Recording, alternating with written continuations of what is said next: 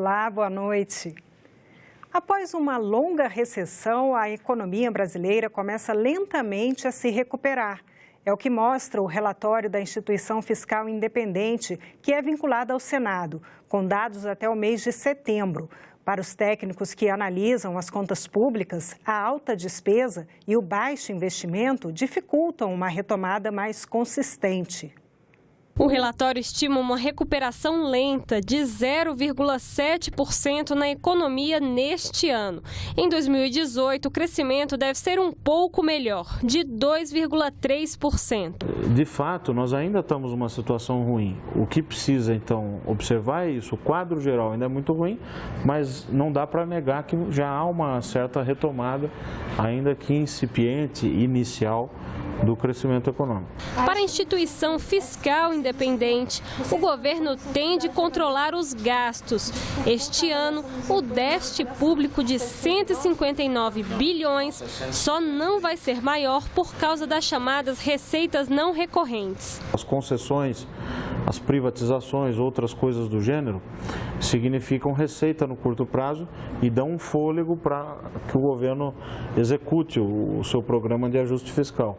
Mas é preciso ter claro que o problema fiscal brasileiro não vai ser resolvido da noite para o dia, nem esse ano, nem no ano que vem. Uma delegação do Congresso Nacional está em Bonn, na Alemanha, participando da COP23, a Conferência das Partes sobre Mudanças Climáticas. A repórter da Rádio Senado, Paula Groba, tem os detalhes. Países de todo o mundo estão representados nos pavilhões da COP23 aqui em Bonn, na Alemanha. Até o dia 17 de novembro são esperados 20 mil participantes de várias nações para debater a implementação do Acordo de Paris e como cada membro pretende cumprir sua meta de redução dos gases de efeito estufa. Fiji, um país insular que corre o risco de sumir do mapa com o aquecimento global, preside a conferência dessa vez, que já teve a participação de personalidades ligadas à causa ambiental, como o ex-governador da Califórnia e ator Arnold Schwarzenegger. O Brasil traz uma grande delegação, segundo o governo, mais de 400 participantes brasileiros, além de membros de ONGs e outras entidades. O protagonismo do Brasil na COP ganha materialidade no espaço exclusivo para os debates. Aqui no Espaço Brasil, vários eventos estão marcados durante a semana para debater as ações do país no cumprimento de metas como a redução de gases de efeito estufa em 37% até 2025 e a restauração de 12 milhões de hectares de florestas. Nós temos que fazer uma ação direta de combate à mudança climática, para que o Acordo de Paris possa estar valendo. E os parlamentos têm um papel fundamental. Então, o que é que nós estamos fazendo? Fazendo uma reunião no Espaço Brasil com parlamentares brasileiros que estão na COP, junto com os demais participantes, com as entidades da sociedade civil, representantes dos povos indígenas, de indústria, de empresas e de governos, para discutir objetivamente qual é a agenda que o Congresso brasileiro precisa cumprir, executar, para ajudar a implementar o Acordo do Clima e combater a mudança climática, e qual é a agenda que nós não devemos seguir. Está tendo muito retrocesso na área ambiental, na área dos povos indígenas no Brasil. E é isso que a gente quer debater aqui, porque senão o Brasil vai ter declarado um combate à mudança climática, mas vai estar fazendo política no sentido contrário. Isso será péssimo para o nosso país. A importância da participação dos nossos parlamentares federais, o fato deles estarem comprometidos com esse processo e discutirmos justamente agora, no momento em que o Brasil começa a tratar da sua estratégia de implementação para as nossas metas de Paris, é importantíssimo que nós tenhamos clareza com relação às políticas públicas nacionais, que o Congresso tenha clareza com avançar na aprovação de alguns elementos internacionais, instrumentos internacionais. Então, a presença do Congresso aqui com a delegação do Brasil é, no mínimo, indispensável, além de importantíssimo. O desenvolvimento da produção cafeeira em Rondônia levou parlamentares ao Estado na última sexta-feira. O assunto foi debatido em audiência pública conjunta das Comissões de Agricultura do Senado e da Câmara dos Deputados.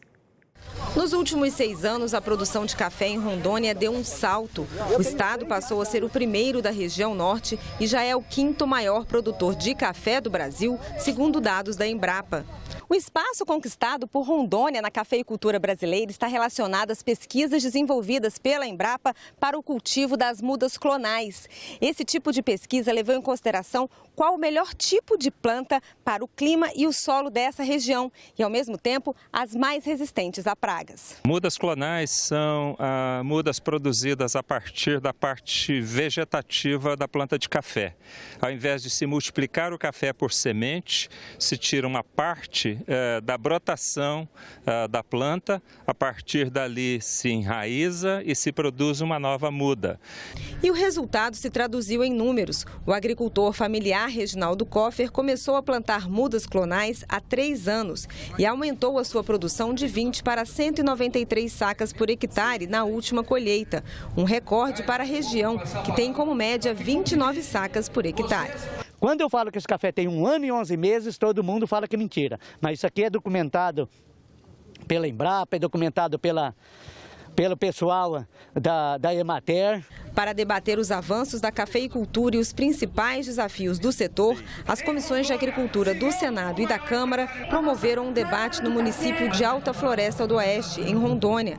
Deputados, senadores e especialistas do setor de café falaram para centenas de agricultores. Estamos entregando para a Emater aqui R$650 mil. Essas mudas estão licitadas, já vai ser entregue para todos os escritórios da Emater da região da Zona da Mata. Que a alegria do homem do campo é a felicidade do povo na cidade, porque o agricultor com dinheiro no bolso, ele está gastando na cidade, e quando ele gasta na cidade, ele gera emprego, gera renda e aumenta a arrecadação do município e aumenta a arrecadação do estado. O desenvolvimento do café clonal, que, como já disse, com muitos viveiros em Rondônia, e com milhões e milhões de mudas sendo distribuídas, com produção de até 190 sacas por hectare, com certeza absoluta, nós vamos ultrapassar muitos outros estados mais antigos da federação, que ninguém nesse momento está tendo um clima e a produtividade e a qualidade do café clonal aqui em Rondônia. A audiência contou ainda com a participação do ministro da Agricultura.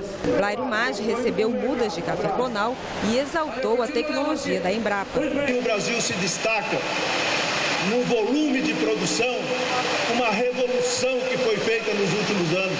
E essa revolução só conseguiu e foi possível ser feita pela coragem dos produtores e pela pesquisa, ciência, inovação e tecnologia que foi feita pela Embrapa. O ministro foi levado pelos parlamentares para conhecer propriedades de agricultura familiar com plantações de café, além de viveiros com mudas clonais. É tentar replicar o modelo que tem aqui em outros estados, né? Eu mesmo sou do estado do Mato Grosso, nós temos uma área bastante grande, vizinha aqui com Rondônia, aqui com Nisa, Aripuanã, Juruena, Cotriguaçu, que tem o mesmo tipo de solo, o mesmo clima, a mesma precipitação e que também lá já existe um programa de café, mas me parece que não está tão avançado quanto esse. Esse resultado nós temos que passar para frente, esse conhecimento, essa tecnologia. É por isso que o Blairo Maggi é sensível a tudo isso. E quando ele falou agora há pouco aqui de implantar também em várias regiões do país, como também no Mato Grosso, é fundamental isso. O programa Assunto de Estado desta noite recebe o senador Antônio Anastasia. O tema é a atividade de mineração em Minas Gerais. Veja na coluna do jornalista Ronaldo Martins. A mineração é uma das atividades econômicas mais importantes para o estado de Minas Gerais. A metade do minério de ferro exportado pelo Brasil sai das montanhas mineiras. Mas o governo estadual quer arrecadar ainda mais com a mineração. Para isso, cobra as compensações da Lei Candir, que determinou o repasse aos estados das isenções de tributos incidentes sobre a exportação. Esse foi um benefício concedido pelo governo federal às empresas ainda na década de 90. Os mineiros também querem aumentar os royalties sobre a atividade da mineração, que está em uma medida provisória em debate no Congresso Nacional. O senador Antônio Anastasia defende o aumento dos royalties. Para ele, a medida é justa e pode ser assimilada pelas empresas. Acredito que esses percentuais, o valor colocado, subindo de 2% para 4%, é o que se pode. Também não podemos onerar demais a mineração, porque aí haveria uma retração de investimentos, haveria até mesmo a diminuição do valor da produção. Então tem que ser algo justo, algo que recompense de modo adequado o município, mas também que não onere em demasia o produtor, que é a empresa mineral. E no programa Argumento de hoje, o tema é o microcrédito. Para o relator da medida provisória que trata do assunto, o senador Fernando Bezerra, o programa de microcrédito é um incentivo à geração de trabalho e renda entre microempreendedores populares. A política do microcrédito que o governo lança com essa medida provisória é no sentido de ampliar os depósitos do compulsório dos bancos para que obrigue a essas instituições financeiras a aplicar um maior volume para o microcrédito. Normalmente são empréstimos que não vão além de R$5.000 e são dados às pessoas para poder constituir um pequeno negócio, como uma manicure que precisa comprar os instrumentos, um pequeno empreendedor, uma pequena padaria, um carro de lanches para vender o cachorro-quente. São pequenos negócios na realidade, mas que é de grande valia para que as pessoas possam de fato se transformar no empreendedor, gerar receita, se sustentar e também gerar emprego. A entrevista completa você assiste daqui a pouquinho no Argumento, logo depois do Senado Notícias. E nós ficamos por aqui. Você pode rever as reportagens desta edição na nossa página na internet, senado.leg.br/TV. Muito obrigada pela companhia. Continue sintonizado aqui na TV Senado.